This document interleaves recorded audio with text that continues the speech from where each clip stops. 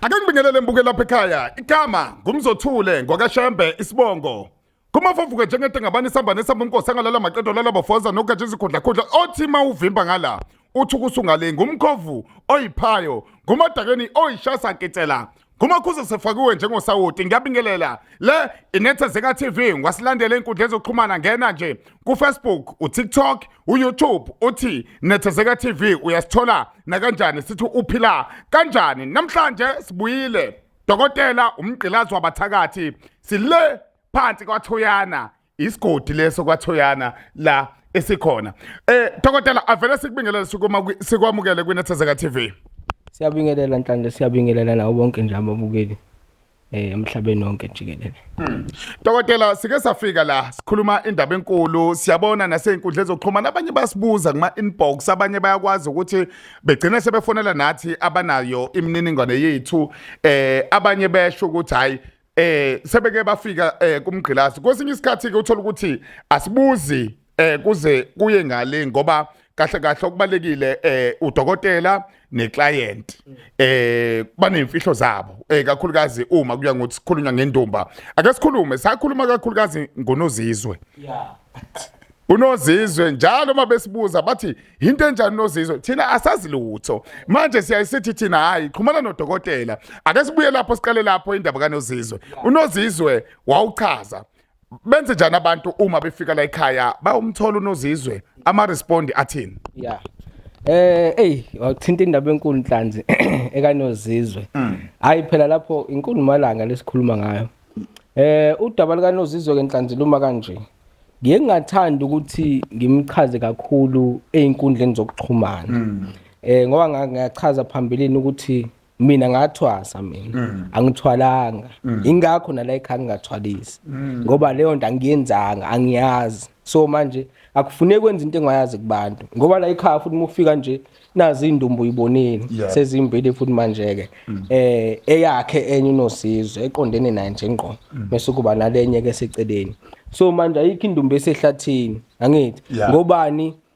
angikwazi ukuthatha into ehlathini ngiyinikeze umuntu eyohlala naye emzini wakhe kodwa ngibe ngiyikhipha ehlathini mina, angithi vele siyaphambana lapho ngoba mina ngoba ngiyikhipha ehlathini okusho ukuthi vele into yasehlathini yena mesehlala naye emzini wakhe izofika imnika inkinga. So mina la ekhaya egcekeni kukhona ingane, kukhona unkosikazi, angithi amakhosikazi akhona wonke kodwa noma engahlali ke ndawonye kodwa akhona nje ingane ziyaphila.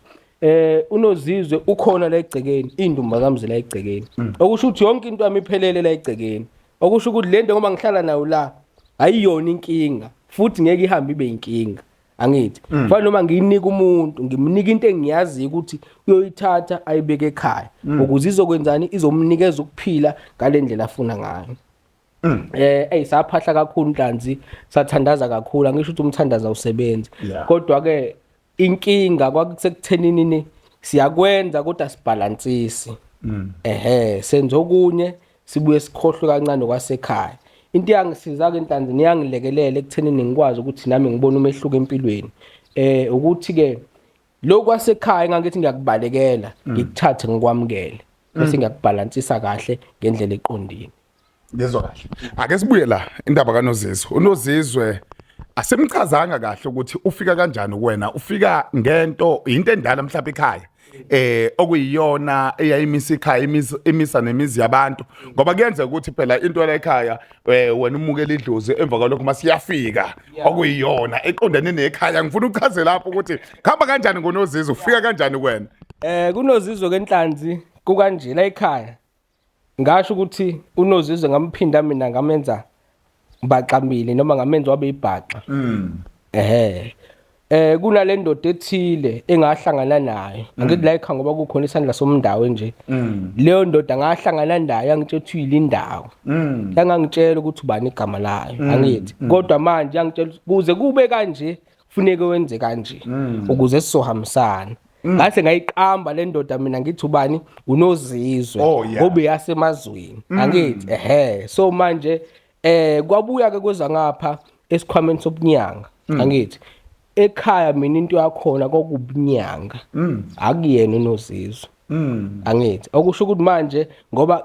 isikhwama lesi kwesobunyanga kwasekhaya, angithi esibongweni ngapha kaBaba kamthetho So manje ke kwaba ukuthi ngiyahamba mina ngiyothwasa kwenye ingqwele engapha komhlaba uyalingana ingqwele endala nje yangipheka le yandoda yangithatha yangibamba kanje yangenza umntwana wayo namanje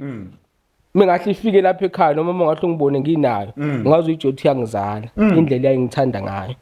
ngani ngeqiniso nokuhlonipha so le ndoda yiyo ke yangidlisa impande kaNozizwe angithi uNozizwe oqala efika nje kumina noma lapha ekhaya wafika ngayo le ndoda ngaphekwe inkunzi ke mina unumber 10 yangapha kwamhlaba yalingana isipanela ngiyambona uSpanela ngimbona kahle umfuka Spanela ake sibuyelana ke manje umngozi buka Nozizwe ngoba abantu bayafika la wadla impande kaNozizwe uNozizwe kukhona shothi akwabela kona okuyisabelo sakhe shothi alapha ngakho yena okuhlukile kunalesikhwama somnyanga lapha kuNozizwe ke bhuti Hlanzi engakucacisa nje abantu ukuthi ukukhuluma sekukuningi emhlabeni kuhle futhi nokuthi ukukhuluma ngomsebenzi wakho ukhulume ngento eqondile ungaloke nje ushona ngapha nangapha ugcine manje usudida abantu angithi so ngeke ngikukhulume okuyimfihlo noma okudeep ngomsebenzi anginikeza wona angithi kodwa kukho okuyisithwalo noma okuyintembi anginikeza kona ukuthi ngizophila ngakho la ekhaya ngoba le ndoda ayingifundisanga mina impande yokubulala ayingifundisanga impande yokuthakatha yangifundisa impande yokuphilisa umuntu nokuthi mufike ekhaya ngoba ngangize kuyena ngixakekile ngithi mase ngibuye ekhaya ngikwazi ukuphilisa abantwana so manje ke uNozizwe kubanye abantu kungaba ukuthi mhlambe bakuthatha njengenzuza angithi abanye mhlambe bathi umluzi angithi uyabona kodwa manje lezi izinto ezingafani ezihlukile kodwa manje ukusebenza kwazo ukuthi ayicishe ifane angithi uyabona so kodwa manje singagxile kakhulu lapha ekuthenini abanye uNozizwe bamazi njengenzuza angithi uyabona so lento into kwazi ukuthi uxhumana nayo ngomoya akuyona into ukuthi uyibona physically kanje ngoba manje sho mahle kuthi uyibona ngamehlo kungaba okunye angithi so futhi nakhona leyo moya kusuke kunendlela ethile engena ngayo kuwena akuyona into evela iqhamuke nje emoyeni noma uvela uyithathe noma ngiphi ingakho inempande yakhona kuthiwa idla impande yakhona ukuze ukuxhumana nemoya endaweni esizithi alise sizibeni noma isempophomeni noma ikephi angithi uyabona noma isolwandle ukwazi ukuthi uxhumane kahle nemoya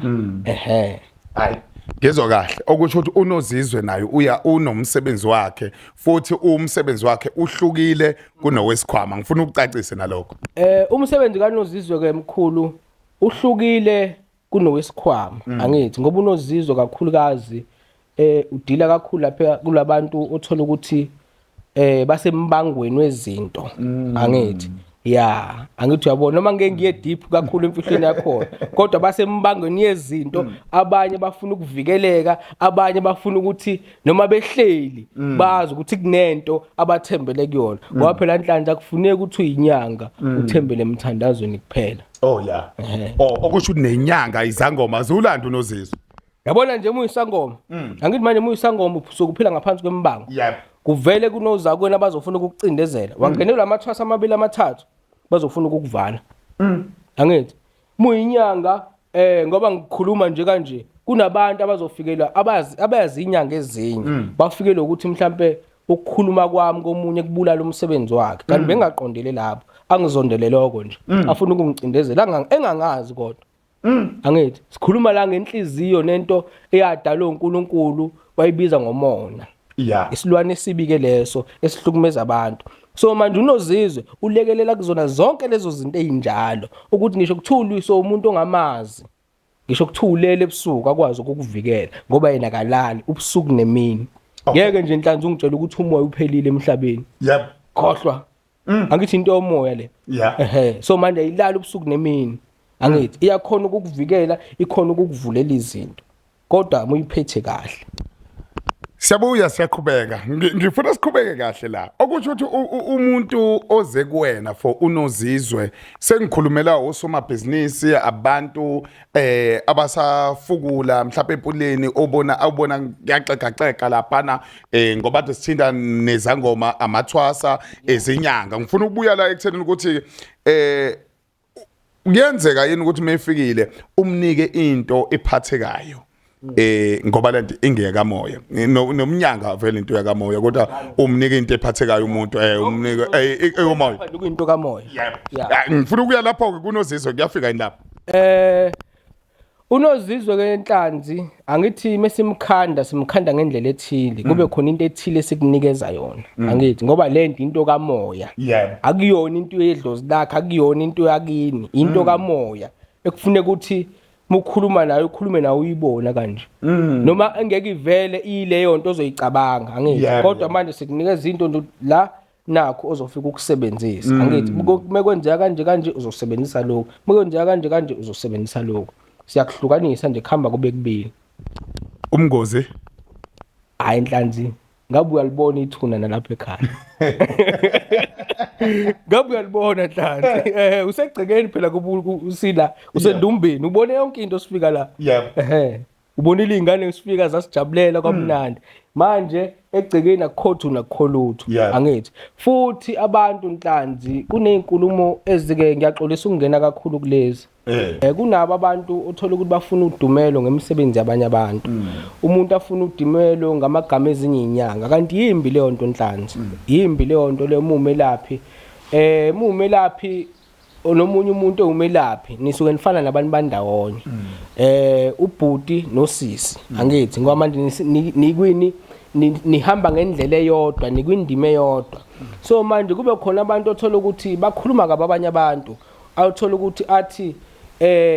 wahamba wayothwasa kwafa abantu ekhaya ngoba yena kuyena kungenzakalanga angithi uyabona kanti manje lento into osuke idalwe uNkulunkulu la kuyena akuyona into esuka umuntu eyicelela yona kwabanye abantu noma mhlambe kweminye imindeni ngoba ekucabanga abantu akufani ingahlala mhlambe mekuthiwa ibona ivideo enjalo mase ihlala nokuthi should nobani ngoba ahamba othwasa kwafa umuntu la ekhaya should wathwala ngaye umuntu othwele inhlanzi uyambona umuntu yabona nje mina ube ngithwele ngabe ngibona ngombala nje ngabe ubona ngombala nje nala ekhaya angithi uyabona manje izinto zakhona zibe ihaba kumuntu othwele angithi uyabona so manje thina samuke lo msebenzi wabantu abadala ingakho la ekhaya mina ngithi angithwalisi izipoka nginazo uMantinda noTikolosha anginabo ngoba ngisebenza ngedlozi eliqondile lokho kunye nokunye lokho kusekwa amakhono mhlambe njengezigubhu njengamaphondo amakhono lawo omsebenzi owafundayo ngokukhula kwani komsebenzi ngezwe kahle usithintile nomngozi ngifuna ukuthi siyela kakhulukazi endabeni ethinta indaba yomsebenzi kumanje abantu bayafika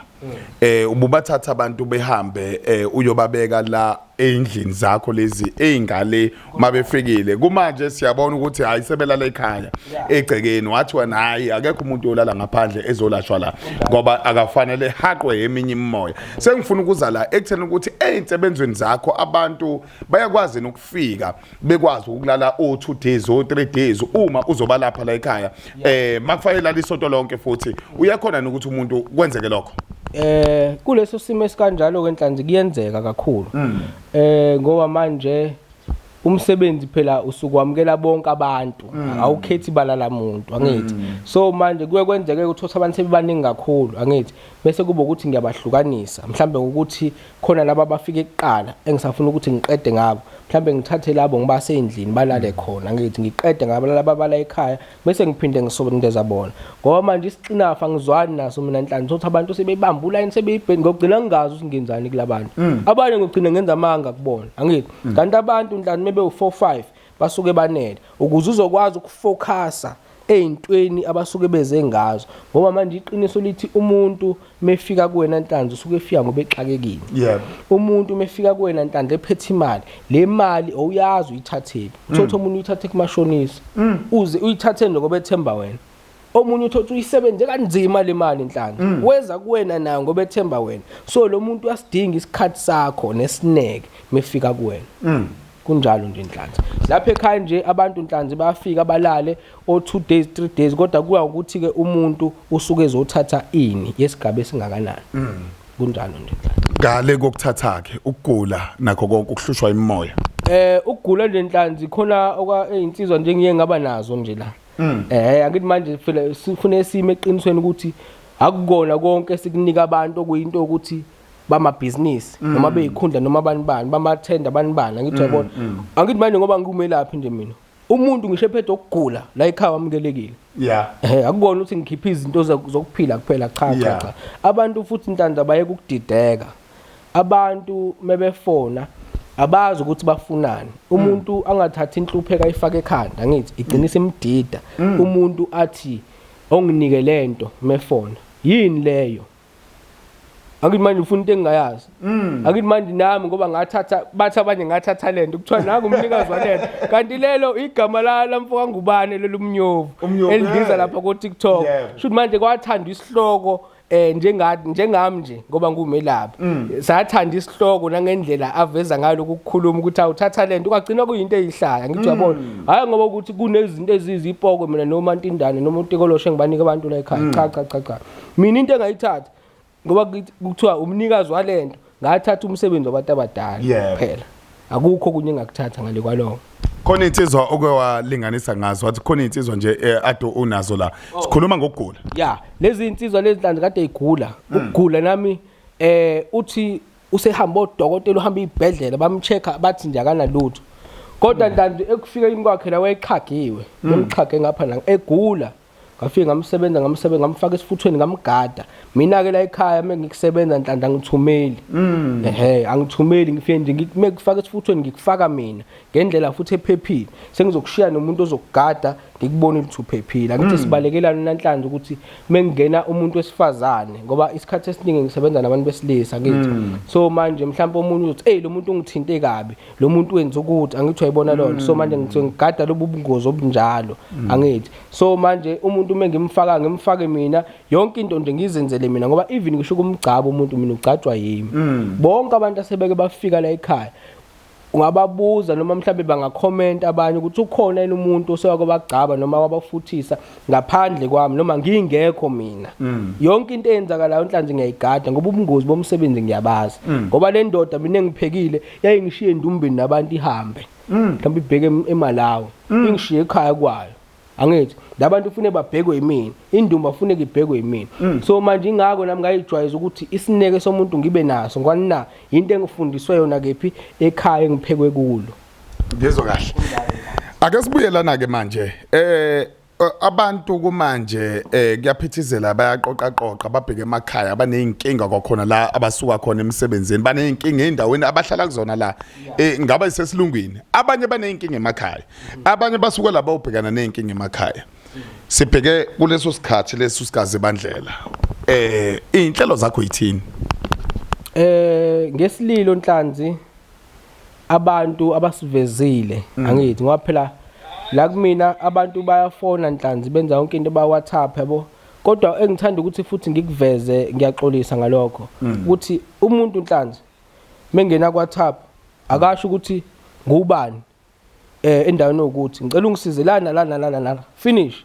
mengingena mina lapho angithi manje bandinga abantu aba WhatsAppayo nginesikhathi ukuthi ngeke ngihlalele ifoni ebusuku ngiphendula abantu kwesinye isikhathi abanye ngibaphendula abanye ngaphendula kuze kuphela 3 days umuntu ayijothi ngiyamzima kanti manje isibalo noma mhlambe iningi labantu engisebenzisana nabo angisuke ngibanikeza isikhathi nabo labo ngisuke ngizofika kubona so manje umuntu akahlale phezulu kodwa abantanzi ungathi sawubona mkhulu ngivume yebo unjani mkhulu ngiyaphila hayi nami ngiyaphila angithi uyayibona lona manje lonto isidala ukuthi ngigcine ngidlekela isikhathi ngento engekho angithi omunye uthothi ngicina ngiview message ngingayiphenduli ngoba manje sesibingelelana 3 days izinsuku ilandelana angibingelele ngivume athula angibingelela ngivume athula angithi uyabona utholi ngaleso sikhathi sekukhumbulile kuyimayesende ukuthi ufunani ukuthi ugcine sengiyibukela ngidlule kanje ngoba ngibona ukuthini sho lo muntu akahlupheki noma akaxakekile angithi yabo ngigcile kulabo engisuke ngibabona bafuna usizo ngaleso sikhathi angithi so manje into kanjalo ke Nhlanzi so isililo abantu akade beziveza esokuthi Nhlanzi bayafisa ukusizakala ngoba ngeke ngaveza ukuthi akubona bonke abantu abazofuna izinto ezinkulu esibalekile layo la ekhaya nalabo abantu labo othola ukuthi izinto zibophile zithe kuyenzeka lokho Nhlanzi thothi umuntu uyasebenza mhlambe kamasipala kodwa kubusa la endlini enkulu uhlulo kwakho one room nje phandle angithi uyabona omunye Nhlanzi uthola ukuthi uthisha angithi uyabona uhlala ekhaya uxakekile ngiyalinganisa nje angithi uyabona omunye Nhlanzi uthola ukuthi usebenza umsebenzi omkhulu kodwa umehluka ubonakala nje empilweni yakhe ngokuthina izinto zibophile zithe so manje sasesikhanda itulo lokuthi ke ngokuthi bathi bona abantu siyafisa ukuba nento ukuthi kodwa amandla ethu aphela la angithi iningi baveza lokho kukhuluma okunjalo so ngase ngikhanda uhlelo lokuthi okay ngoba nakuza izinsuku zika December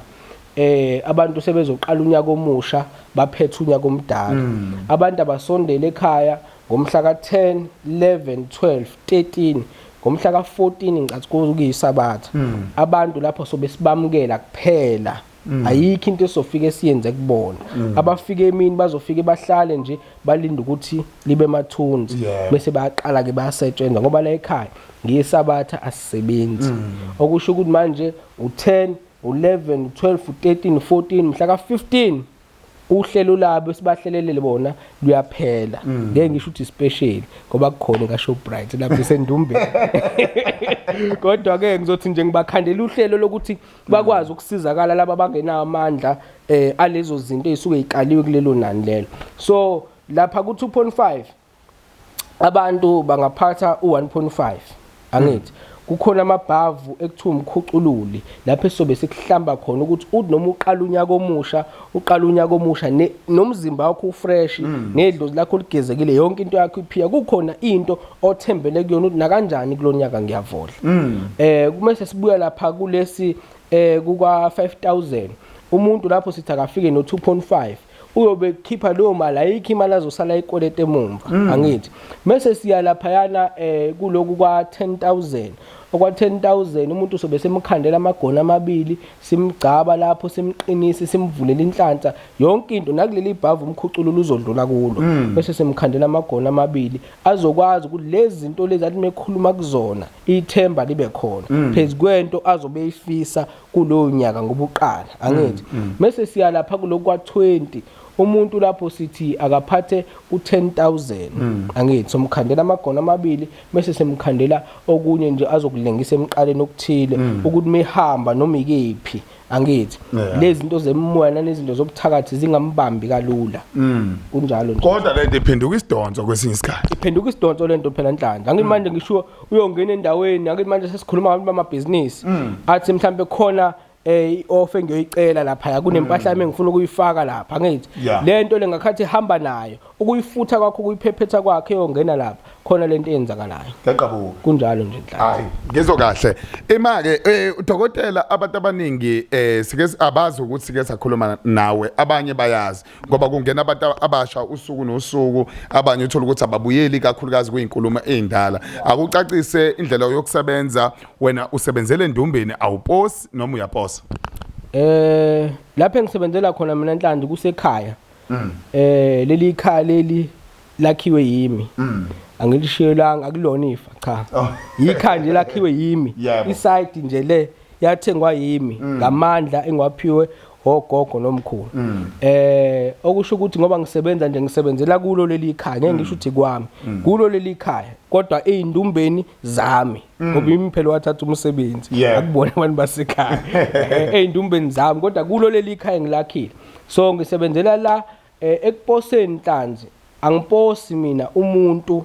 mengakaza afike Endumbeni umuntu engimposela izinto eziyizinsiza kusebenza umuntu osekwafika Endumbeni mhlambe wathatha okuthile angithi okuhambisana nemithi yakhona mhlambe nezibunge noma amabaso angithi so lezi zinto mase iphelile umuntu mase Cape Town noma eseMpumalanga noma eseGoli asikho isidingo sokuthi aphinde abuyezela ekhaya ngingakwazi ukumkhandela zona ngoba uhlele ngalikhanda lapha ngiyalazi ngiphinde ngimnikeze lemithi le engangimnikeze yona ngimkhandele kahle mase ngiyamthumelela angazi afike lapha ekhaya kunjalo nje usebenzelaphi indawo engisebenzela kuyo ngitholakala endaweni yaseMagabheni mina isigodi lapha ke ukuthi manje la uThwani noZuba kusondelene kodwa kahle kahle kukwaZuba la kodwa nje lo mgaqo yabona lo mgaqo esingene uhlukanisa nje uZuba noThoyani manje kuduma uThoyani nje so nje ngingasho nanokuthi kaThoyani futhi akunankinga phela lokho so ilapha engisebenzela khona mina eMagabheni uFacebook Nhlanhla nganginawo seloke ngathi ngavela nje emhlabeni kaNkuluNkulu angikaze ngibe nawo Facebook so nalapha ke ku Facebook abantu kabanye bayoxola kodwa bakhona abawazi umsebenzi wala ekhaya bakhona futhi abangawazi bakhona futhi abasabheka imiphumela kumsebenzi walapha ekhaya so ngingasho ukuthi mina kulabo abangawazi umsebenzi wala ekhaya bangakazi bawubona nalaba abasabheka imiphumela kumsebenzi wala ekhaya bangaphatheki kabi phela bekungena ama comment lapha ku Facebook ikhona nje izinsizwe ezibhizi lapha ezinikeza abantu izinamba ngizwile nami ngabantu ukuthi emkhulu mebefika abantu uthi manje khona inamba esiyibonayo la kunomuntu othi hayi wena ukuthi angijabu kunayo inamba esizayo cha ngicela ukunje labo bantu abakanjalo abasabheka imiphumela naba bangazi bafike babona umsebenzi bangaphatheki kabi bangadinwa ngoba phela vele ukugxeka emhlabeni nomona into ekhona kunabantu abathunyelwayo ukuthi bayomosha imisebenzi yabantu kunabantu abathunyelwayo ukuthi bayomosha ngathini ubuhle babanye abantu babafaka ukungcola ngaso sonke isikhathi kunjalo nje inhlanhla hayi ngizwe kahle vele usathana uhleze ekhona emhlabeni uyabona nje uma kuya ngokuthi wenze kuhle umuntu onomona uyaqhamuka kunjalo nje inhlanhla inamba otholakala kuzona sisho inamba zakho lezi inamba zakho lezi sikhuluma ngazo inamba engitholakala kuzona Nhlanzi ake ngisho le busy lenye ngiyiyeke Nhlanzi angeke ngisho nje lenye busy ngoba manje ingakhusha nabantu bedideka yilokuveza inamba eziningi angithi uyabona so inamba nje umuntu angafona kuyona athole mina qobo ithi 067 209 1909 leyo namba eka Telkom abantu bangibuza kwaThaba mkhulu inamba yakho sithi siyayifonela nginama minutes Vodacom cha ngicela uthenge i-airtime nje udaba lakho umwazi ukuthi ufuna nje into eqondile kahle sixhumane kahle thenga i-airtime ungifonela inamba ya Telkom akusiya Vodacom akusiya MTN ufuna ukuxhumana nayo nje thenga i-airtime kahle sikhulume kahle Sibonga kakhulu mkhulu ukukhuluma nawe sibonga nesikhathi osinike sona nokuthi udlalele kahle abantu ngoba egcineni kukhona vele abantu abafaka unyawo ledada ngaso sonke isikhathi kunjalo Nhlanzi ngiyabonga kakhulu nami Nhlanzi ukuthi niphinde futhi nivele lapha ekhaya nizosibona nje impilo ukuthi ihamba kanjani Sibonga kakhulu mbukeli lapha ekhaya sibonge kumgqilazi wabathakathi umgqilazi udokotela ke lo esikuyena esimvakashele usuku namhlanje sokhuluma naye sisemagabheni impela ngqo thina sifika qathatha hayi ukuthi sihlangane espaza thizeni noma sincike ngodonga thizeni suke silazi udaba lakho uma sesilibonile noma siyibonile indumba sa confirma ukuthi cha unayo akusho ukuthi ngeke sikwazi ukuthi la suke sikhona uma kuya ngokuthi sisestudio ngoba sinazo nathi izitudio esibuye ishuthele kuzona ngeke sikwazi ukuthi sikubambele khona njengomuntu esimaziyo ukuthi sesike safika kuyena nokuthi abantu uma bethi baya khona ngeke bebe yinenkinga mhlawumbe uthola ukuthi abantu sebelala egangeni abanye sebebanje inkunzi lapha nalapha lokho ke sikuvika kakhulu ngenxa ukuthi emhlabeni nakuyo yonke imkhakha asikhulumi ngokwelapha kuphela nala emasontweni ikephi ikemu sezikhona ingakho sibalekela zona kakhulu njengenethezeka TV sikhuluma into okuyiyona uma uthi uyinyanga uye lapha ngeke sihlangane nawe ngasesitolo esithile sangakini fa usithathu sibeke kini futhi sazi ukuthi bayazini ukuthi uye lapha Gqilazi wabathala umthakathi hey nakho ngicishe ngakubiza ngomunye umgqilazi la khona omunye umculi kodwa lo oyinyanga umgqilazi wabathakathi igama ke mina ngumzothule ngokashembe sibongo mafafuka njengetangabani sambane esamba umgodi sangawulala maqedwe olala bafoza nokuthi isikhudla othi bawuvimba ngala uthi kusungale umkhovu oyiphaye kumadekene ushasa ketela ngomakhuze safakiwe njengosawoti ayiphindi ibonane yipa